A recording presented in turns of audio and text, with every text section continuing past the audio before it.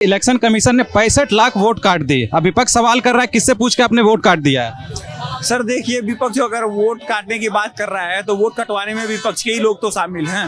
एक अगर भाजपा का रहा है तो एक आरजेडी का रहा, एक नीतीश कुमार का होगा, एक जो है कमलेश इनके रामविलास पासवान का, एक प्रशांत किशोर का। भाई जब बीएलए जो बूथ लेवल एजेंट होता है वो हर पार्टी का होता है, तो चार लोग मिलके क्या कर रहे हैं। मान लीजिए भाजपा और नीतीश कुमार मिले हुए हैं, तो देखिए ऐसा है, एक आदमी के जिम्मे 5 लोगों का आ रहा है, 13 लाख के करीब मतलब बूथ लेवल के कार्यकर्ता मिले एजेंट है बिहार में। तो भैया एक आदमी के जिम्मे 5 आ रहा है तो 65 लाख, एक आदमी 5 लोगों का केस फाइल नहीं कर पा रहा है, तो बताइए अब क्या मजाक चल रहा है इस कंट्री में। क्या लगता है इससे कुछ चुनाव पे असर पड़ेगा क्या बिहार में? ना कोई असर नहीं पड़ता इससे, इसमें कोई असर नहीं पड़ता है। इसमें जो है वो वोटर बांग्लादेश से आ जाता है, ठीक है, वोट देने के लिए रोहिंग्याओं को नेशनलिटी दे दी जाती है। तो ये तमाम चीजों का इंटेंसिव रिवीजन जो हो रहा है ये देश के हित में है और होना चाहिए। अपोजिशन में खास करके कांग्रेस किसी मुद्दे का विरोध कर रही है तो ये बात समझ लीजिए कि वो देश हित में है।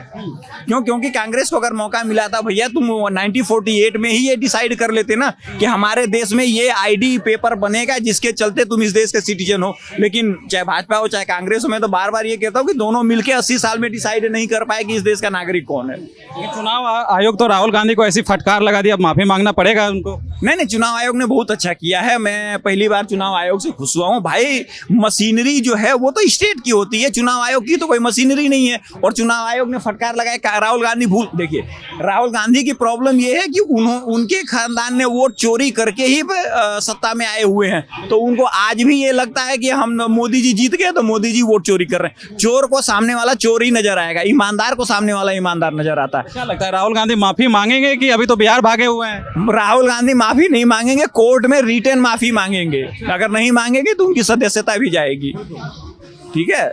तो उनके भागने से वो मुद्दा नहीं होगा। आप चुनाव आयोग पे आरोप लगा के भाग नहीं सकते। आप क्या चाहते हैं कि चुनाव आयोग ने तो सीधा बोला, आपने कहा कि आप चोर हैं, उसके बाद चुनाव आयोग उनके ऊपर आरोप जारी कर दे कि भैया तुम्हारा वोटिंग राइट खत्म हो गया। ऐसा नहीं हो सकता है। चुनाव आयोग ने उनके हर बात का अच्छे से जवाब दिया। उन्होंने कहा जीरो भैया, इस देश में एमसीडी है, इस देश में अनऑथराइज्ड कॉलोनी है, लोगों के मकान के नंबर नहीं, तो उसको जीरो ही डाला जाएगा ना, उसको 0 पॉइंट मान लिया जाता। तो चुनाव आयोग ने कहा है कि वो हर मतदाता के साथ खड़ा है और हर तरीके से खड़ा है।